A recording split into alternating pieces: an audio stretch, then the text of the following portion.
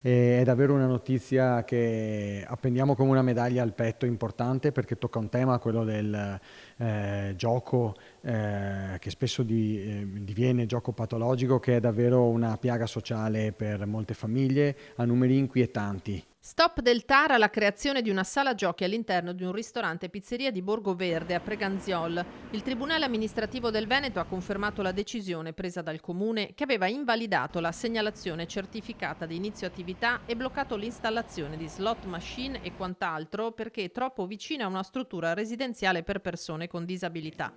La legge regionale sul contrasto alla ludopatia impedisce l'attività di gioco d'azzardo entro i 400 metri da luoghi cosiddetti sensibili, come in questo caso un centro disabili. In quella zona ce ne sono a poche centinaia di metri, ben due, in particolare Casa Sole dista 363 metri.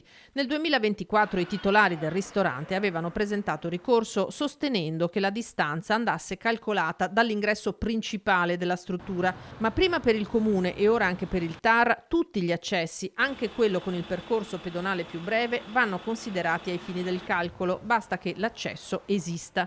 Poco importa che venga usato poco o sia chiuso con un lucchetto.